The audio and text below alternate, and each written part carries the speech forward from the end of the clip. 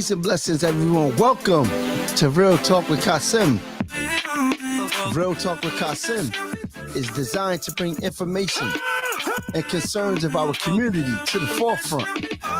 We here at Real Talk with Kasim, we respect the opinions and we value our guests. We value our leadership. We value the comments.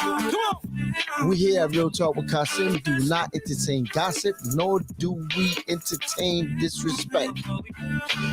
We humbly ask that we all remain respectful towards one another at all times. We at Real Talk with Kasim aspire to inspire before we expire. Welcome, welcome, welcome.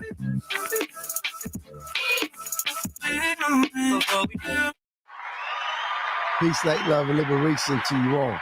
Peace and blessings, kings. Peace and blessings, queens. First and foremost, I'd like to apologize for some technical difficulties that has arisen. And if you can see, I even broke. If she asked, can see, I even broke my glasses. Look, see, I can't.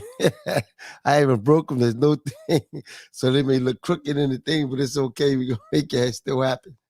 With that being said, like today is very important to me. Well, every day is very important to us all. We don't take it lightly.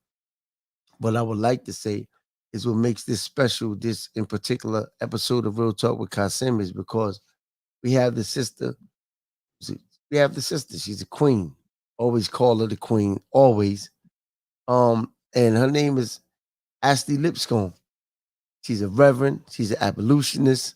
She's a freedom fighter. She's this is the term that I made up today, which is a facto. He's a respectable agitator.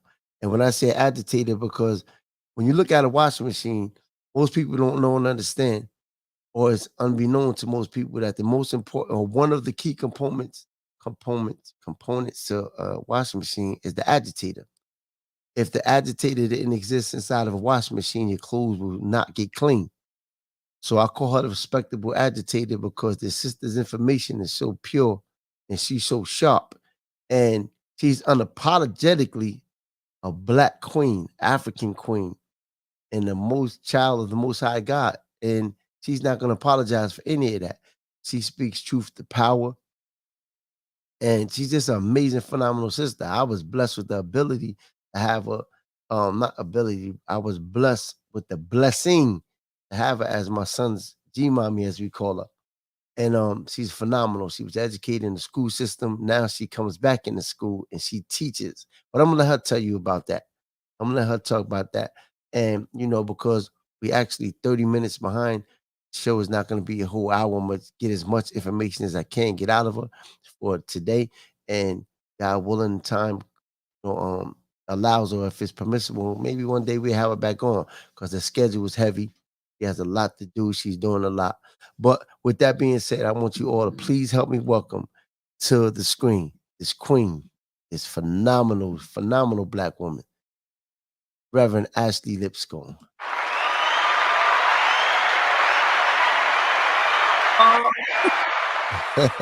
Peace and blessings, beloved. How you feeling? I'm great. You showered too many compliments my way.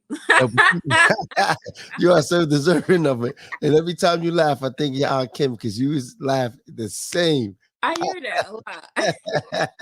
Hey, Ash, you look phenomenal. Thank you. I You look try. phenomenal. Wow, you're amazing. I'm going to get straight to it because time is of essence for you. First, tell the people, who is Ashley Lipscomb? Yes, I love that question. Sorry, y'all. I'm in Passaic, so I don't know if you can hear the music outside. It's okay. People enjoy love. They love their music, and I love it with them. And so who is Ashley? That's a good question. I usually start with I am a granddaughter, a sister, a daughter, a niece. I am friend. I am G mommy. One of my favorite kids in the whole world. I am love. I am joy. Most times I'm a hot mess.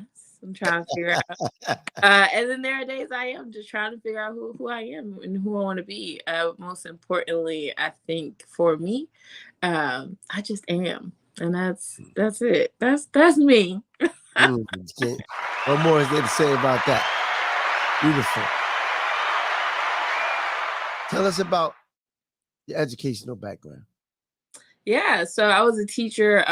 Well, I was trained formally, right? I went to Hampton University, the best HBCU in the land. I went to Hampton University, graduated there with my bachelor's, and then stayed on an extra year. It was a 5-year program, got my master's in teaching, and graduated, and right away began working. So I was a middle school teacher for 5 years. And so I was in education in that capacity. Thought I was gonna go on become a superintendent. That was my original goal and trajectory. But then God sometimes says, "Your plans are cool, but mine may be a little bit better." And I ended up, because I was ordained as a reverend, I ended up applying for divinity school, so I get my master's in divinity, because I'd been rejected from every doctoral program at the time in education. And I was like, well, maybe this is not what God has for me right now. Applied for my MDiv, got accepted, went to school full time. I did that for a couple of years, and I worked in education in a different capacity. I was learning more about higher ed. And then I graduated, thought I was gonna do higher ed because I was excited about that, working in that space as an administrator. Again, God said my plans are probably just a little bit better. I started working for myself, and started doing some trainings on racial justice, healing, and abolition in schools. So now I work with schools full time, and also I'm getting my PhD. So I am. There you Come go. on I now. know that's right. I've been rejected. You know, I tell people this story because it's just true. I've been rejected from PhD programs probably about 8 times at this point, 8 schools, all of that. But I knew that this is what God really just wanted. I just knew it. And I just knew it had to come at a certain time when I was ready. And I'm so glad that it's now. So now I'm a first year PhD student at Rutgers University in theory, organizing, and policy. I'm Congrats. really excited about that. So And yeah. we are too. We are as well. Sister, you said you created your own business. hmm Tell us what that business is. Yeah, so I am the co-founder, CEO of the Institute for Anti-Racist Education. We originally started to just kind of work with schools and work on their trainings and helping them to reimagine, right? Or imagine, I say, what schools could be outside of what schools are right now. And then ended up being in multiple spaces. So now I kind of do this training with any organization that would like for us to come out. So now we do workshops, we do trainings. Right now we are developing and writing our own curriculum to have in schools. And yeah, so I travel to do workshops and things like that. So I do a lot of different things through the business, but at our heart, right, our vision is helping schools to create the world that we all deserve, right? If students are to be the ones who have this young energy, like you see them walking out of high schools right now because of these really anti-trans policies and bans in schools, and young people are walking out of high schools across the country. I think we should pay attention to the ways in which they are moving far better than we ever have. And so when I think about that, we ought to give them the tools they need to create the communities, right? The caring communities we've been waiting for. And that's really what education should do, right? So Mm. I do a lot of work there, helping schools to see what are the best ways to empower students, right, to create the future that we need. Now you said um according to schools how they should be according Mhm. according opposed to what it is. Mhm. What do you mean when you say that? Yeah, so when we look at schools right now, so I'm doing a lot of I'm doing a lot of reading for school. And there are things I just did not realize, right? So when we talk about harmful policies that we see in schools today, these harmful policies show up in discipline, right? Where Black students are being pushed out, right? They're being suspended at higher rates, 2 times higher rates than other students in New Jersey alone. We're seeing this huge racial divide between race and socioeconomic status. So also seeing that there is this divide in schools and who's able to go to what school and what school is able to get resources, right? And so we know that for quality education, for students to have what they need in order to go after the life that they want, schools have to function in a certain way, and they're not doing that, right? You have policies that are right punishing kids for simply how they wear their hair in certain schools in the country. You have policies that are um, really harming how students can even form relationships, right, with their peers and with their teachers.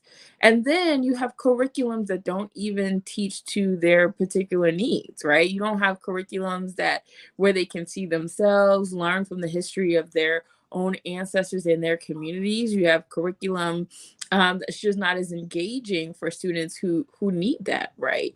And then you have pedagogy, right? Teaching practices that do not center student relationships, how they can really learn how to manage their own social emotional well-being, right? These are things and tools that students need. They need to be more critical. They need to be able to see the world for what it is, and then how to create the world that we want to see.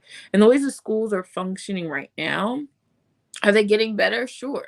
But when you have policies in certain states in the country where they're banning what books students can read, that should tell you right there, we're not, schools are just not where students need them to be.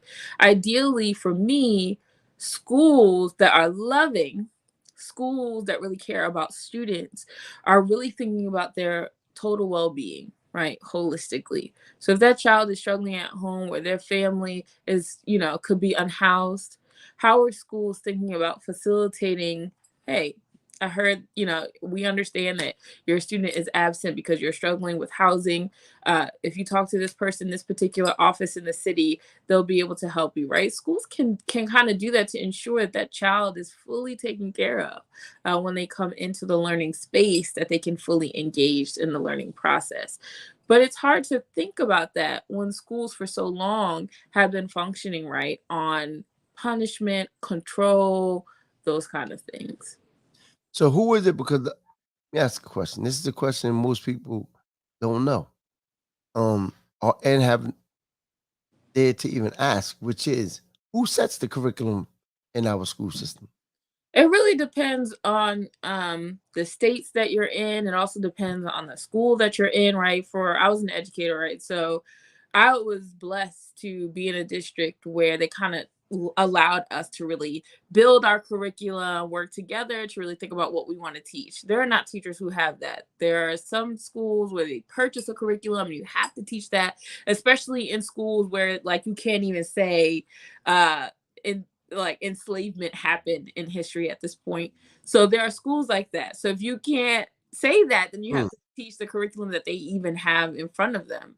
And so in New Jersey, however, we have a little bit more flexibility, especially as, the state has these curriculum mandates, right? You have to teach African American history, you have to teach now Asian American history, LGBTQ plus and disability histories. You have to, so there's a long list of things now that, the Holocaust curriculum, that the state of New Jersey, it wants to, ensure that schools are actually teaching these different histories and communities and things like that. So there, it really depends on the state. It depends on the school. It just kind of, it Mm. varies. Now, what would you say? What is your perspective based upon, let's say, the onset of what a child goes through at home, and particularly in the Black community, right? As a Black young male child that's going through issues on a consistent daily basis of trying to uh, um, um, get a proper meal, um, come to school with clothes that or a clothing article like some pair of sneakers that other people will make fun of them. Like, what's your perspective of that? I mean, there's so much to that, right? It's so Mhm. many moving parts and so many layers, right? I'll start at maybe one of the things that we can sort of really have an impact on in schools, right? The ways that students form relationships also come from, the things that they see out in the world. So if you don't have a certain look, right, then they're able to make fun of you. That's how it works. Young people just kind of, oh, look at your sneakers. Like, that's how they clown. But if we were to actually begin at a very young age to sort of allow people to all look different, to dress different in a way that's not something that you have to make fun of, right? For those of us who have a little bit more to love, right? Plus size kid here was always made fun of for my weight. How do we help students to unlearn, right? These beauty standards, these standards of what's cool, so they can kind of create it for themselves. And also just saying, hey, like, that's not cool. That's not really helping this person. How do how do you think that makes them feel? So really just thinking about how do we teach students how to build better relationships? How do we teach them how to uh accept everyone for who they are, for how they look, and we don't have to like fit a certain standard. In our community, it's always about who got the newest this, newest that. And I know why, right? We know because structurally the systems that be have really worked hard to sort of disenfranchise us, to marginalize us. And we feel like, having a little bit of change makes us feel as if we got, we up in this world. But in actuality, they're doing everything they can to ensure that we have these setbacks. And so students are also ingesting that. So at that level, how do we teach students how to be together in community? At that next level, I don't, when a child is going through so much at home, I always encourage families to go seek professional therapy. And I know in our community, it's like, no, no, no, no, no. But I think about all of this unhealed traumas that we carry from childhood into adulthood, and they go into our relationships, and then you have children, and now it's on the children. So if you have like all of this chaos between these two families, these two parents, right, or grandparents, because not every child is being raised at home with their parents, families all look different. And so, if a child is going through all of this at home, schools have to provide that space where they can sort of decompress, right? Have meditation, have child counseling. And families should just really be encouraged, right, to engage that good healing work that they need in order to provide loving homes for students. And I know that's easier said than done. Right? I'm not out here just saying it. I know that's easier said than done, right? Because we've heard the stigmas and all things. But what's more important? You feeling well and whole and loved in a loving, healthy relationship for that child. Having a healthy, loving relationship with your child is more important, right? Than you just living in the chaos just because that's the way it's always been, or just because someone might say something about you because you're going to therapy. I mean, I just live my life. I don't care what people think. I mean, I Okay. love people.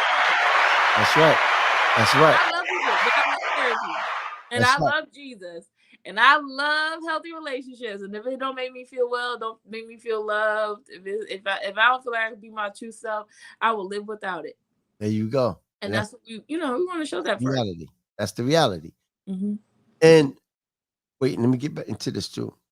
You go into school as well, your profession. You go into schools and you teach what is called systemic racism. Mm-hmm. Now, let's get into that real quick. What is the standards in which you like you have when you're going into school?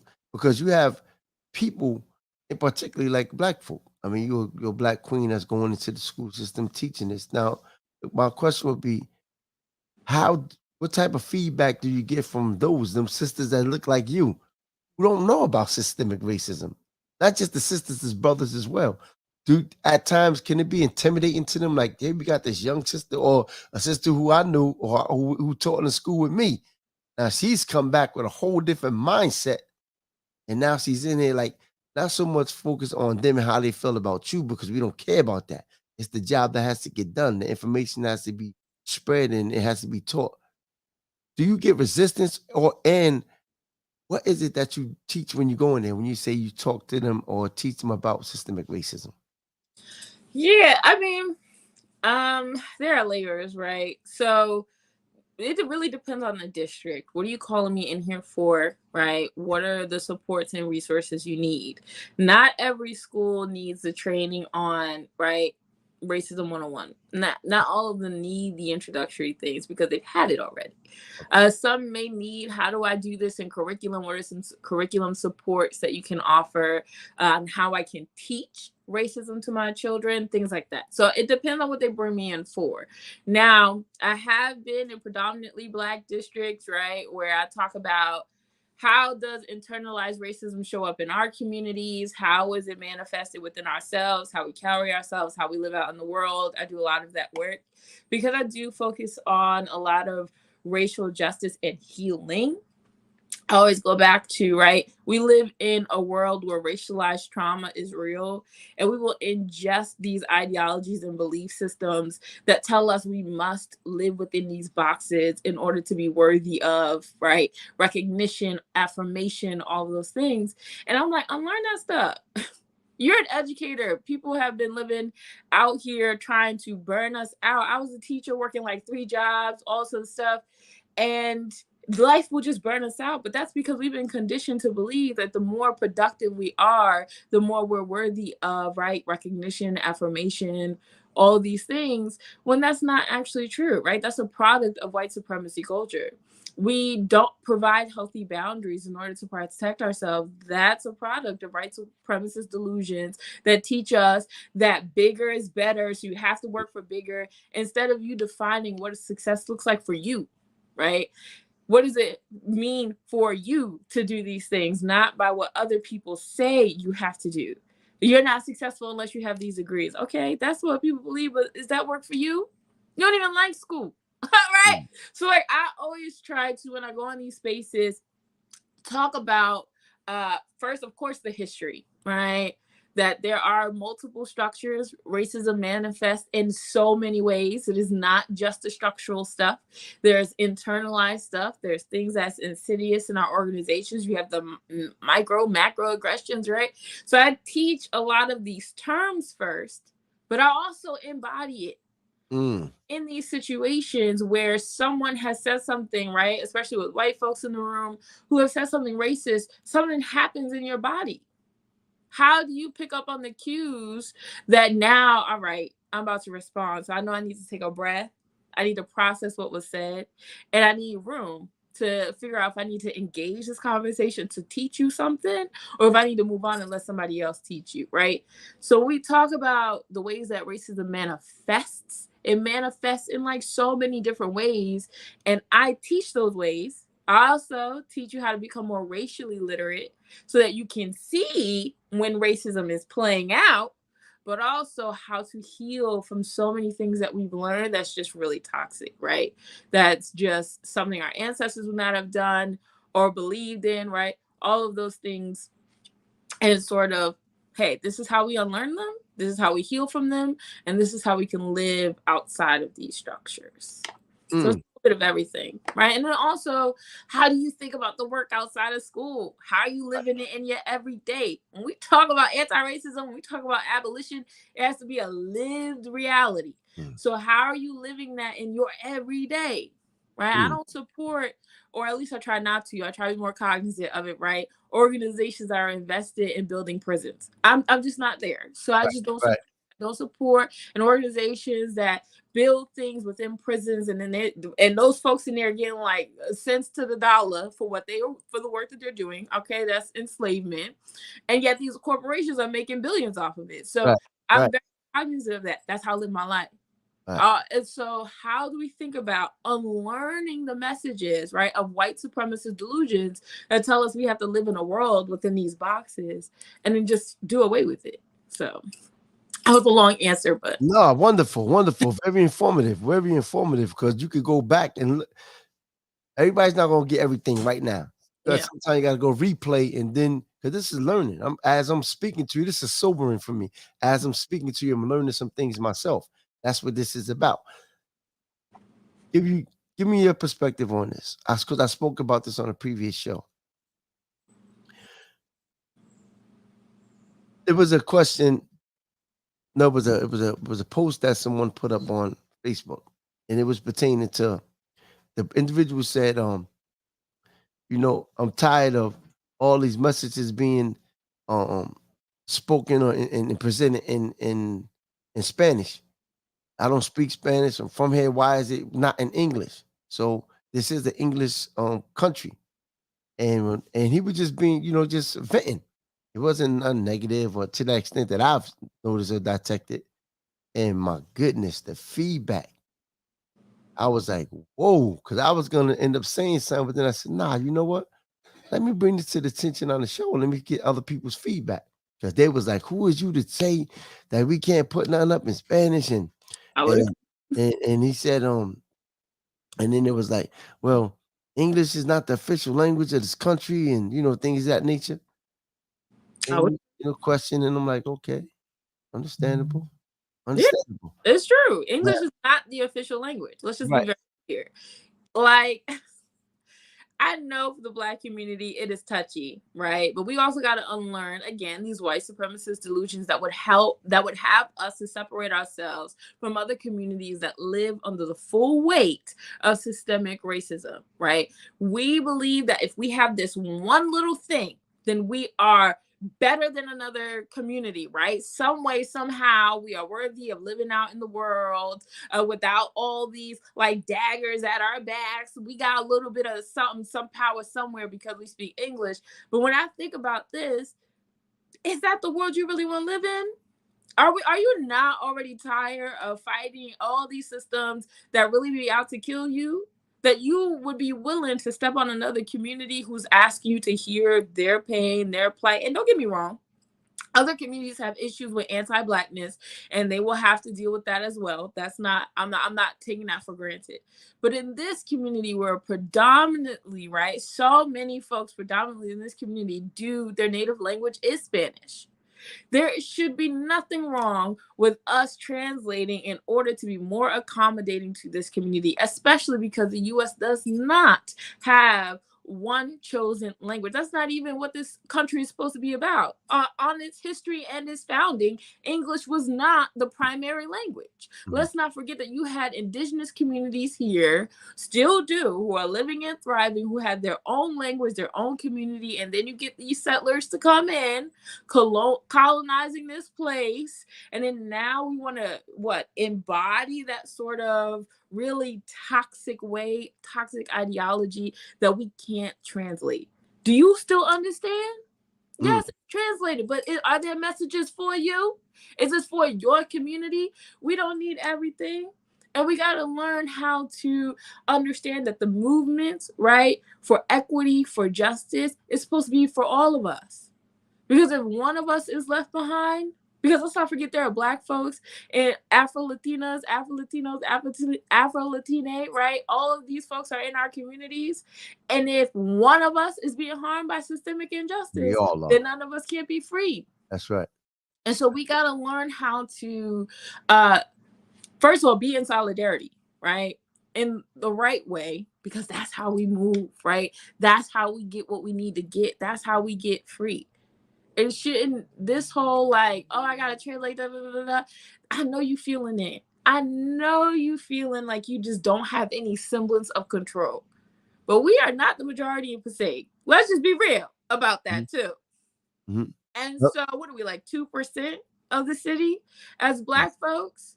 It's okay to let people have what they need, the resources they need, because we don't want those resources for us.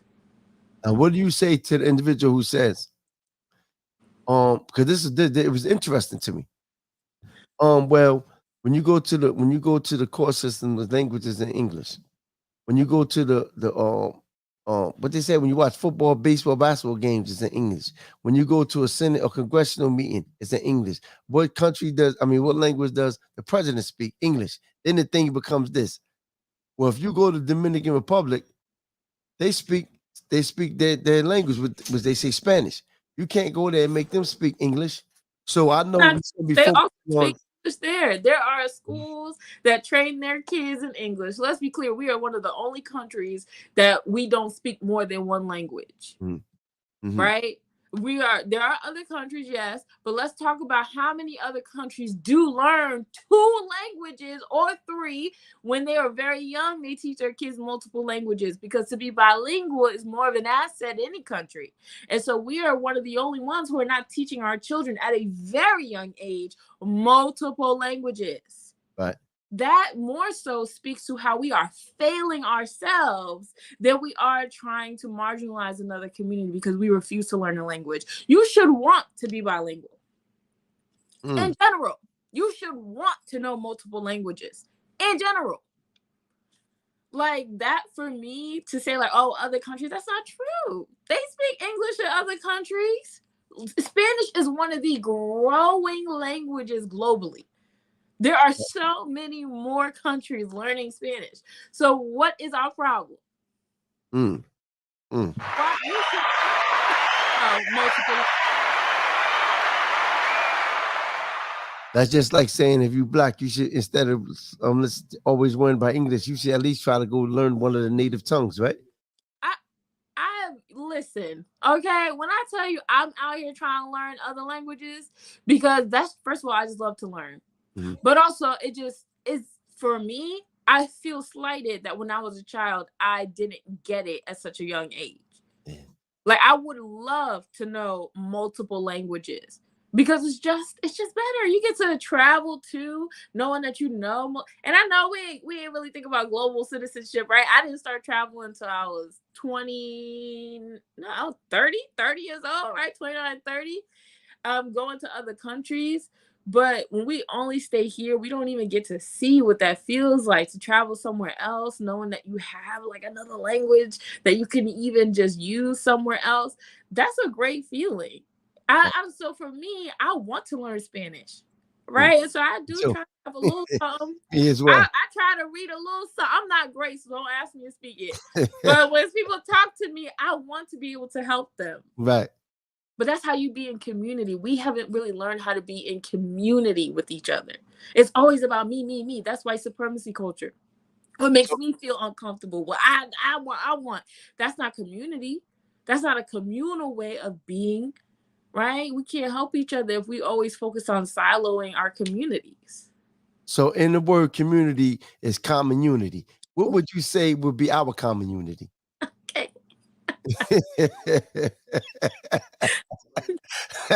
Okay. That's the queen right there, yeah. I gotta give it up for her. That's the queen. That's the queen. Ash, let me say this, sister. In that regard, the city of Passaic, because you talking about, well, in Passaic we predominantly Latino, understandable. Especially at my job, it's like that. That's just how it is. That's the makeup now. Let me say this. And that's a beautiful thing.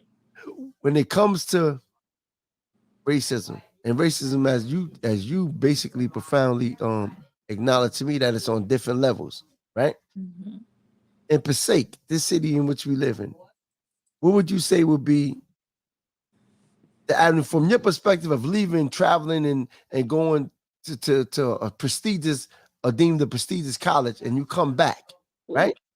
And you come back, what level of racism do you see, or would you say is here? That's a deep question. Because the beautiful thing about Passaic, I think, is that you have persons, I call it people of the global majority, right?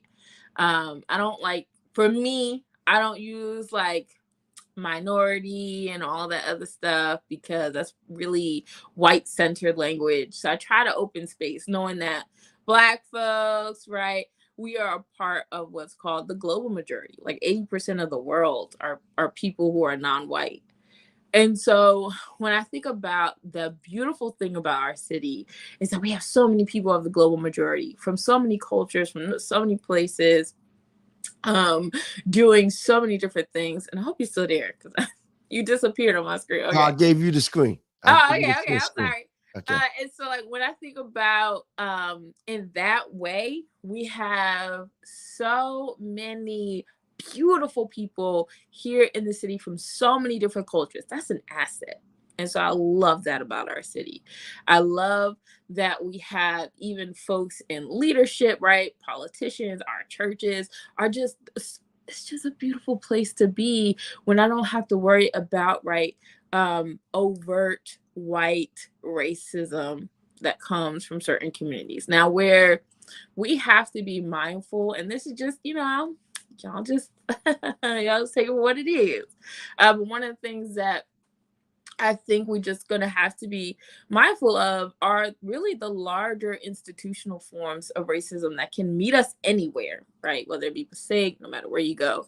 Because I look at harms and like, what does policing do in our communities? How are we thinking about community programs and things like that? And Passaic is doing some really interesting things in that they are offering, right? There's so many places where folks can get free food, so many places where folks can get resources, passports, all things. And I think the city does a great job of that. And that's something that we can mirror to other cities. But where racism can manifest, we're just going to have to be mindful in like, how do we think about policing? How do we think about even, the ways in which land, right, where development is happening, how will that impact the people here in the city who can or cannot afford to live there, right? You just got to watch, because Passaic is a growing community, growing quickly, developing, and you just don't want white folks to come in and just be like, oh, here we go, let's go ahead and get this property, move these folks from New York in here, and then now the folks who are here can't afford to live, right? And we may be pushed out. Not to say that that's what's happening, but we just make sure we watch out for things like that. But what I love about this community, like I said, we got so much diversity here, and that's an asset. And I want us to keep that as Black folks. That is an asset to know that we have a community where it is the global majority, and we get to be embraced in that way. Because I work in a lot of neighborhoods that are mixed, and Black folks have some horror stories there, right? Their children are being called the N-word by white peers. Their kids are experiencing this, that, and the third in terms of racial trauma. And we get to shield our kids just a little bit more in this neighborhood. And that's a beautiful thing. And so I do want to lean to that. Where we have to be mindful of the ways that systemic racism can raise up is how we internalize it and try to separate our communities, right? Is how we can be taken advantage of. Like, if we can't afford to live here, then what happens? Like, we have to think about those things. But other than that, we just, that's where I am on that. Sister, in our closing, first, thank you. Let me put some focus on from me to you for a second. Often at times inside the Black community, and particularly when it comes to our women.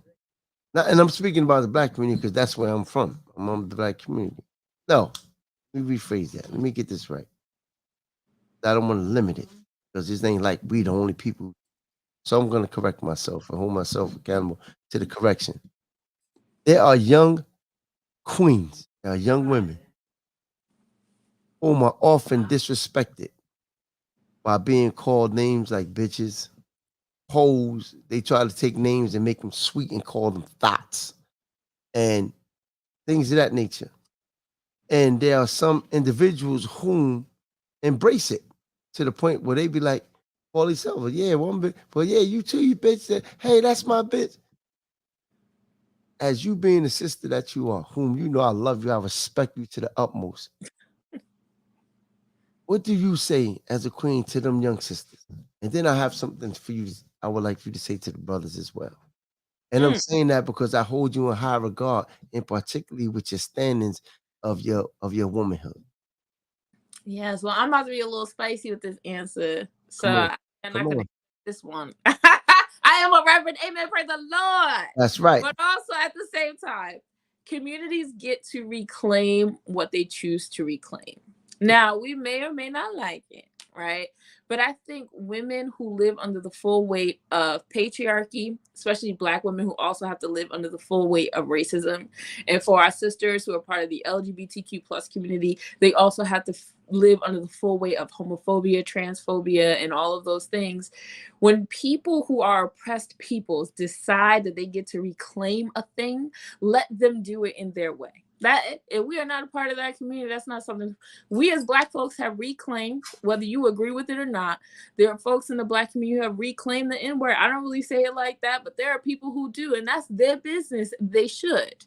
We get to choose what we reclaim for ourselves. So when communities have tried to disenfranchise us, right? You call women thoughts, you call them this, you call them that, because you believe that it's supposed to be a way to discredit them, to tear them down, right? To hold them back, make sure that they know they place, all those things. But when women choose to reclaim that for themselves as a way to say, you know what, y'all have invested in white supremacy in these ways, you've invested in patriarchy, it has harmed me. I'm going to reclaim it for myself so that I can empower myself, right? So that I can love myself beyond your definitions and show up in the world unapologetically. If women choose to do that for themselves, I will never tell a woman she cannot, right?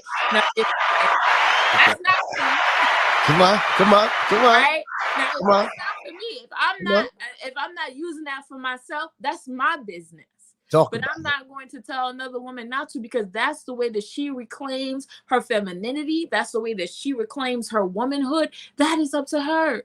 If she wants to reclaim that sexy part of her and live out in the world as she is, that's her business and her right to do so. Talk The about it. problem then becomes, Mhm. if you allow yourself to listen to the messages from men, toxic masculinity, all the things that tell you're not woman enough, and you try to shift and change and become something that men will, will want, then that is something I would say heal and learn from and work out. Because as women, we know what it feels like to live out in the world that's constantly telling us all these negative messages about ourselves. But the minute, now I'm gonna bring God into this, because this is Come what on. we gotta do. Come The on. minute that you realize from your birth that God says you are worthy of love, you are worthy of care, you are worthy of safe places, not because you've done something great, not because you're this ultra perfect woman. No. But simply because you were born, you are deserving of that kind of love. We don't need to chase it from other people. We love ourselves so fully, we don't care about other people's opinions, which is why I say a woman who gets to reclaim that for herself however she chooses to, that is up to her, because she has to live out in the world that is constantly telling her she's not enough. And so even when it comes to me, we get so many messages about our bodies, about whether or not we look like this, our hair, our this, our that. So many messages that tell us that we have to look or da da da. So it disconnects us from how we even love ourselves. So when you learn how to love yourself simply because God says you're worthy of love, and you want to live out authentically in the world in your fullness, you do that for yourself.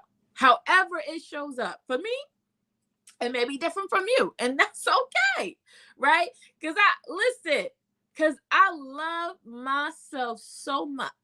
I don't care about these messages that the world is trying to put on me. If someone's like, oh, you should probably lose this kind of weight, just don't feel healthy, that's your business. How you feel about how I look, that's your problem. Because me and God, we work this thing out. I learned to love what he gave me. I learned to love the person he is making me out to be. And because I love that person so much, your opinion is not going to skew the relationship I have with myself. Now, if I decide that I want to do this, if I decide I want to do this job, I want to work in this way, that's my decision, because I love myself.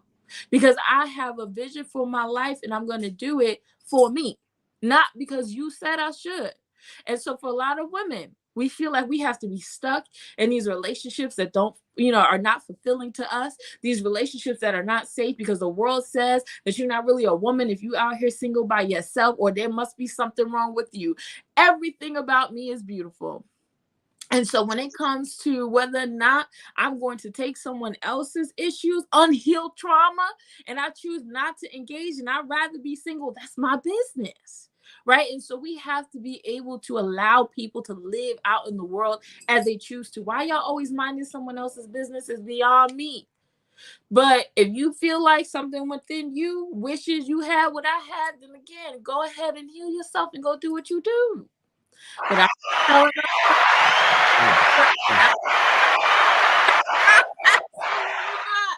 Now, sister, to a young brother who says, what am I doing wrong as a man from your perspective? What can we do more of? gather yourselves. Mm, Listen, mm.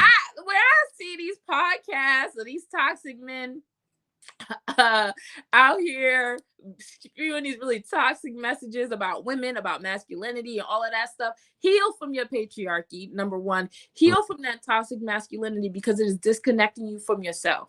That right there. So I am not one who's out here trying to tell men what they need to do. But if you are a good brother and you know you are a good brother, you know you are good to women, and you know you love them and all that stuff, you need to gather your brothers.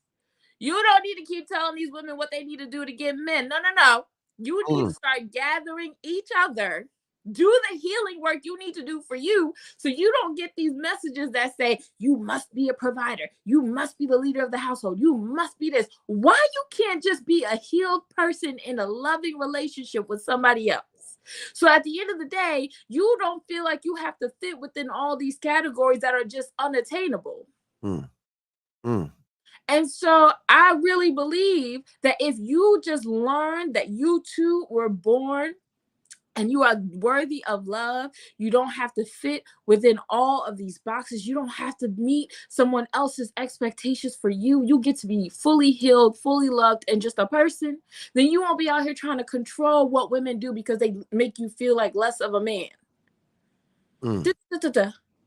Do the work you need to do so that you love yourself enough you can be in a healthy relationship and partnership with somebody else. And the work then becomes that you need to gather together your people so that if you know that this brother is not a safe space for these women because he out here running crazy, you gather him. That shouldn't be our jobs. You should be gathering each other to make sure that we can all be out in this world living and loving each other in ways that are healthy. Unfortunately, y'all haven't learned how to do that healing because you don't want to go to therapy. You know, even toxic Christianity, I'll say that, has given terrible messages about how you can be a man in the world. And so you feel like you have to dominate and assert yourself because that's how men have been traditionally taught to show up. Is that healthy for you? No. Is it healthy for the people that you in relationships with? No. Is it healthy for children? No. Mm. But what you can do is heal the toxic messages that tell you are not enough as a man.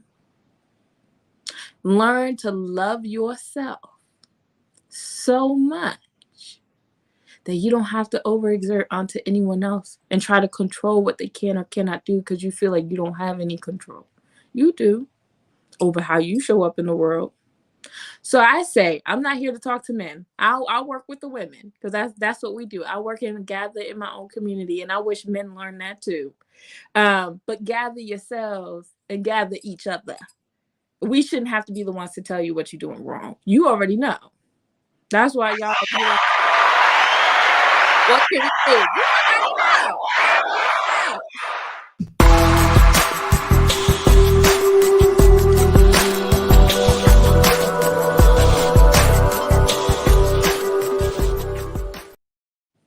Since they're not going out, peace and blessings to you all. Peace and blessings to everyone who tuned in to Real Talk with Kasim.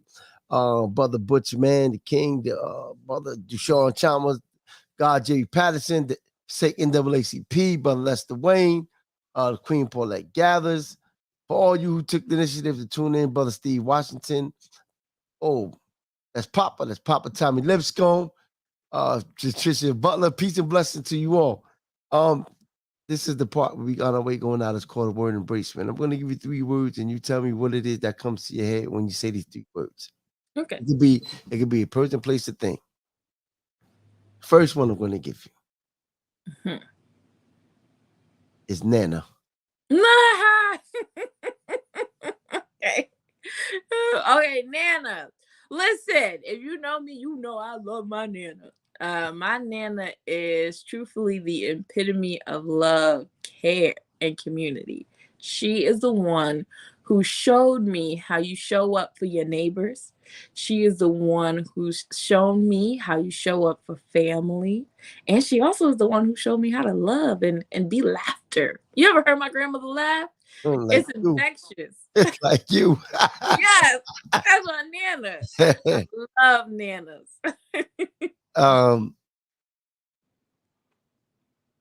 Bible. Mm, we don't have enough time for that one. Bible. Learn to engage the Bible in a way that is healthy for us all. Uh, and the Bible can be a great teachings tool. It is full of lessons for us who need to sort of get the messages we need to show up in a world that is full of turmoil, right? But it can also be dangerous in the wrong hands. And so let the Bible lead you in a way that is healthy. And our last word, success. Ooh, success. Define it for yourself. Mm, I think people keep, white supremacy culture tells us that bigger is better. And that if you have the house, you have the car, you have the this, you have the that, you are successful. Unlearn those white supremacist delusions. Define success for yourself. You'll be much happier, right? I do what I do, and a lot of people look at me and be like, "Oh, you are successful." I'm glad you saw that. But for me, I was successful when I learned to love myself, that the messages didn't matter. That was success for me. So now, whatever I go out to do in my life, whether I do it well or whether it fails, it's okay because I'm be all right, right? My life is not defined by what I do, it's defined by how much I love myself. So, success, then I would argue or say, learn how to define it for you. If you don't want to own a home, that's fine. You can still be successful. If you don't want that big office, you don't want to be that CEO, that's great. You are still successful because you define it for yourself. If you want to be that great parent, you did that. Congratulations. That is success. Why do we always like sort of stomp on the small things? Those are the ways in which we can measure how successful we are or not. You know? sister, we got a brother who put in a comment. Oh, I would like for you to address this comment. Peace and okay. blessings to the King Butch Man. No, not this right here. It, Oh, sa- okay. it says, so we have a female telling men how to be a man. With all due respect, most females need to pick a side, either man or woman. That's like me telling you how to be a female. I didn't though. Didn't I say that y'all need to gather yourself? I said that. I said you need to learn how to heal yourself. I said you need to love yourself. That's what I said. I did not tell you how to be a man. First of all, the definitions of what is a man or what is not, these definitions were created by white folks, and y'all continue to want to live within those categories. I never said on this here platform, this is how you be a man. I said, this is how you heal and love yourself. And you can gather the men on how to do that for yourselves. Because I said, I'm not here to tell you how to do that. I Let's did say clarify. that. Let's clarify this. He said he's speaking to females. He's talking to females in general. Okay. In But general. why we always gotta put each other into these sort of categories and these boundaries? Who can define what it means to be a woman? Who can define what it is to be a man? White folks have created these categories because they knew that if they could emasculate you, that was another way to oppress you. Mm. Maybe if we learned how to just be people in the world without living up to these gender constriction constructs, then maybe we could heal better as a people and have better relationships with each other. And we won't feel like women are telling, men how to be, or men telling women how to be. Like that, learn how to be a healthy, loved, whole individual. And let's just start from there. Let me ask you this, sister. Do you feel that if we just looked at things from nature, from a natural nature perspective, things would be a little bit more better? Like Well, you gotta explain what when you I say mean. that, I'm saying far as like instead of like you saying with these labels that was given to us, uh man is supposed to be masculine, a female is supposed to be feminine. That's why you have some men that feel like they so hard they can't show a cry in front of women because some feel like that's a weakness, and vice versa, things of that nature. And because we look at each other from a perspective as black man, or they use the N word for this black man, or this white man, and they use this word for this man. If we look at everything from a point, this is what the individual has said to me. If we looked at us just being, we all from nature, no matter what's the angle you want to look at it, we all come from one God. regardless of with all the different religion or belief systems, if we just looked at that, if we just looked at it from that point, would things be a little bit better? And I'm asking you that based upon you being a reverend as well. Yeah, I feel like, to an extent, I would agree. Like, if we could just be human first, There you go. right? If we could just be human beings who have human emotions, maybe we could live out in the world differently, right? Like, and you decide for yourself how you want to dress, how you want to show up, how you want to show up in the world. That's up to you. Whatever feels great for you, it should be defined by you. Right? You should be able to be a human who cries, who experiences anger, who experiences all of these things. And a part of that humanity is you learning how to love and be healed and all the things.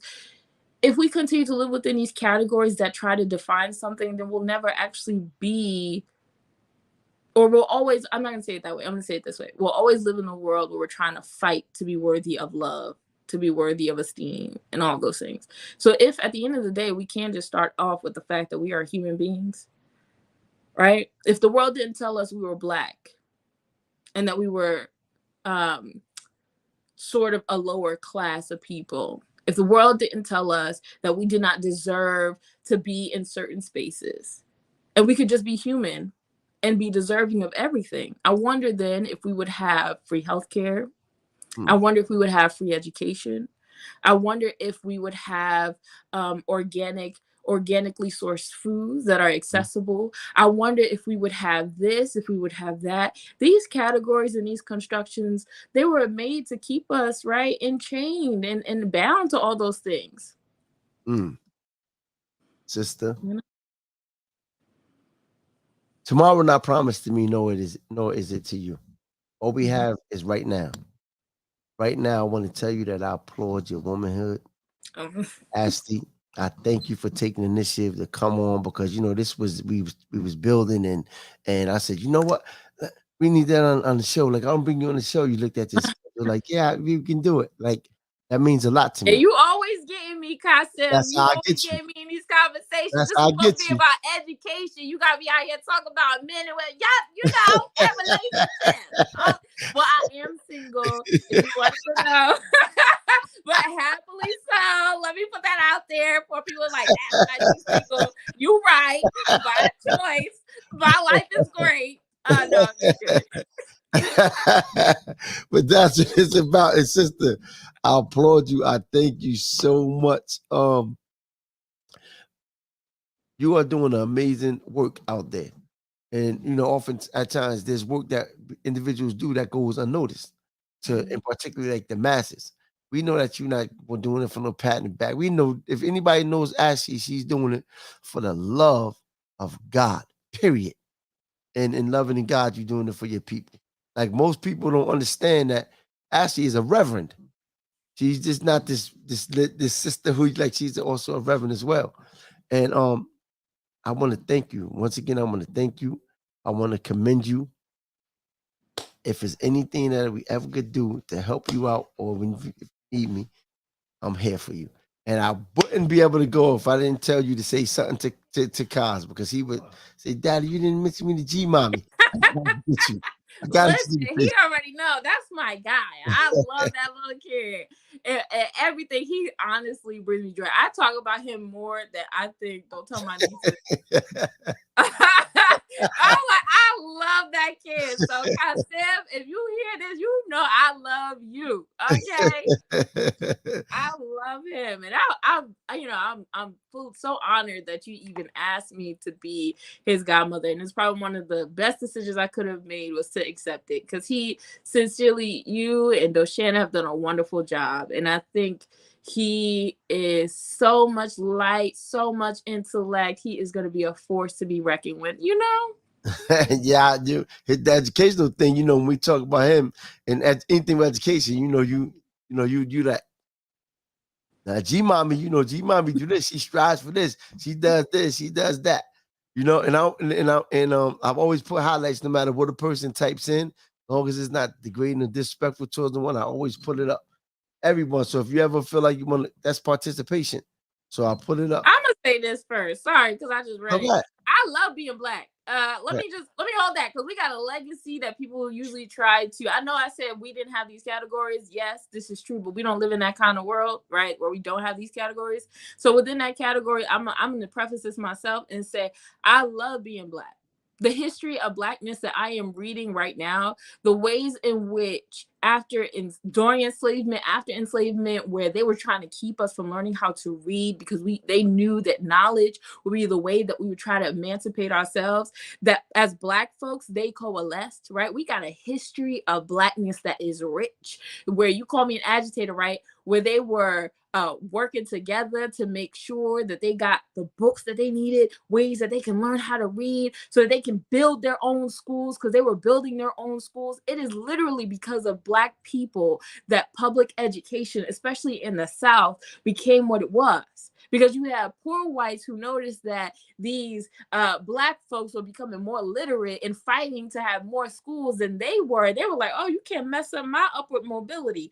So I want to hold this. Blackness has a legacy. And I know that oppression and all these other systems try to diminish that for us, but you can't diminish that for me because that history is too rich. So I love being black. That's why you got all these, that's why you get other cultures, specifically white folks, who really be trying to hold us down. Anti-blackness is real and anti-blackness is global. And you want to know why anti-blackness is global and why it's so real even in the US right here as we feel it? It's because blackness is just so magic. It's so much magic in that blackness. There's so much power that it is a threat to the social order of other people. They can't understand that after everything they've tried to do to strip us of our humanity, we still show up powerful. We still show up in these rooms. We still show up building and creating for ourselves. That's a legacy I'm always hold on to. So I feel you. If you don't want to be called black, that's your problem. I love being black. Okay, I'm a black sister. I'm a be black because that legacy is too rich for me to let it go. So I feel you. Sister, thank you very much. Salute. As we do on here, we do two fingers because some people think this victory. This is not peace. Peace is togetherness. So as we do, we give the two hands. Two finger salute. All right. No, I'll give it to you. I give the two finger salute. Peace and blessings. As thank you very, very, very, very much. And we are working on. I'm gonna let you know now. We are working on the show. It's called Who Am I? And it's going to be a panel discussion. It's not set for back and forth. It's just how intellectuals perceive themselves as being. Like the brother said, we got another brother who deals in that community who feels like call ourselves black, but they in a flag and it's that and the third. We got another brother who says, no, we are angelic being. It's a whole, but the thing is to show information because all information it's not that it's good information. It's something that you can take, absorb, and it should be able to prick your consciousness to make you dwell in and search for some things like the information that people give you. Like came on the show, you give information. You just ain't just pop in your head. You have to do some due diligence. You have to take books, read them, buy them, read them, and this, that, and the third. So when somebody comes, there you go. I'm not torn apart is deep, but we get into that. So good. Yeah, deep. So when people is up here and we give information, it's only right that we just take some of it. If you can't take it all, go back in the replay and just do some knowledge. We don't take things on face value, but if we didn't have Dr. John Henry Clarkson, they did work, they did research, they did studying. You know what I mean? Everybody like the poet Maya Angelou. What a lot of people didn't know about Maya Angelou, but she was also an abolitionist. But they didn't get to see that side because the poetry overshadowed that. But they didn't even realize, too, let me say this, that a lot of the information was in her poetry, but because you couldn't decipher it in a manner for it to be best for you, some people are overlooked. But my thing is, we won't have them to be considered our great ancestors if we didn't have young kings and queens like yourself, who are following the legacy of our ancestors doing the work. And it doesn't go lightly. We applaud you and we thank you. We salute you and we honor you. Peace and blessings. And when I'll stay in tune with you when we have that panel discussion. But thank you and thank the family. Love you so much, sister. Love you too. Y'all take care. Yes. Peace and blessings to you all for tuning in to Real Talk with Kasim. Like I said, you see I keep moving my glasses. I broke the glasses today. Uh, Man, this side you can see I'm broken, but we had to keep the show coming on. But I want to thank you all. I want to thank you all for tuning in to today's show. And I'm inviting you all to come back next Saturday at 1:30. We'll be putting a discussion based upon who am I? Like the brother Cosmic. Let me put it down. Like I would like for you to come back and watch the show next Saturday at 1:30. And if you would like, you can even participate in the show. Brother Wayne, peace and blessings to my brother Wayne, DJ Wayne. But let me tell you all this. Just tune in to Real Talk with Kasim. We're back on becoming 1:30 in the afternoon on Saturdays. Brother Dushawn, you can become a guest as well. I'll reach out to you, brother. We need support. We need you to all come on and support Real Talk with Kasim 1:30 p.m. in the afternoon every Saturday. And also, I need you all to go support Enki's Kitchen. I need you to come and support Enki's Kitchen. It's right there at 15 Will Scott Street, where you have brother Steve Washington and brother Mark Giles, aka Enki. Brother Steve is aka Dirty Red. And what they're doing is they have a fish fry, shrimps, ribs, tuna salad, right there at 15 Will Scott Street every Saturday. If I'm mistaken, it's from, I think it's 1. Or let's say 12. Let's say 12. It might be 11. Let's say 12 to 7:30 at night. From 12 to 7:30 at night. They're open right now. He's right outside. You can see the tents right there. We need you all to go and support those brothers. And in fact, we're going to be shooting a commercial for them to advertise, and we could put it all over social media for them brothers to be able to help. He says right now from 12 p.m. to 7:30. That's the bro's name right here. I'm about to give you out the number so you can call in for your orders. You can call in for the order, so it ain't no reason for you not to support. And I'm telling you, the fish is tasty. The number you can call is 973-460-4234. That's 973-460-4234. That's Brother Steve Washington. Please come on out and support. They're open right now until from 12 p.m. to 7:30. Right now from 12 p.m. to 7:30. And the brother, like Cosmic came out yesterday, the young king, the brother, he said, by the way, the food is delicious. He can testify, he can attest to that. He came out yesterday. So please come on out. These are the numbers right here that you could come on, you could call for the support. These 973 numbers. One is 973-460-4243. And the other one is wait a minute, what is this? Oh, and then the other one, hey, that's rolled up. The first one, 973-460-4234. That's the first number. And then you can also call, let me get it up before we get on here, is 862-452-7065. So it's 973-460-4234 and also 862-452-7065. So I need you all. So please come out and support every Friday and Saturday from 12 to 7:30 p.m. From 12 noon to 7:30 p.m. So if you're at work, you go out for lunch, stop by 15 Will Scott Street. That's the dead end side of number 7 school, right off of Myrtle Ave in Passaic, New Jersey. And come get some of that delicious fish, shrimps, French fries. They even got ribs. They got tuna salad, and they will cater for what it is. You can call in, put a special order in, and I guarantee you they will make it happen. So please come on out and support Enki's Kitchen. Please come out and support Enki's Kitchen. I'm about to go after I set this. After you watch this, after we shut this down, I'm going to get me some fish because I got some running around to do, and I'm going to stop and get me some fish. Right? So please come on out and support. And he says we out here right now. They need the support. We talk about supporting each other, so we need you to do it right now. Please, if you can. The rain, You know, even if it is inclement weather, they are still out there. The business don't stop. Business don't stop. He said, I got you. I'll start cooking in 10 minutes. Thank you, bro.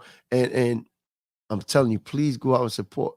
Please come out and support, because we're gonna set up something for you all to come on out there as well to see and taste the food. So once again, we want to thank the Queen, Ashley Lipscomb. Thank you so much, sister. Respect, love, honesty, admiration, and upliftment is needed at all times. Peace, light, and love. So please come on out and support Real Talk with Kasim. That's every Saturday at 1:30. It technically is supposed to be 30 minutes, contingent upon the schedule. And maybe if we have some technical difficulties, it might go a little bit longer. So it's contingent upon the energy and the individuals on the show. We will be back, God willing. And remember, you got to free yourself so you can see yourself. And when you see yourself, you can be yourself. And if nobody told you they love you today, then let us be the first to tell you we love you. Peace, light, love, liberation. And thank the Queen, Ashley Lipscomb, Reverend Ashley Lipscomb, for coming in and coming on, showing up and showing out with the information. Peace, light, love, Queen.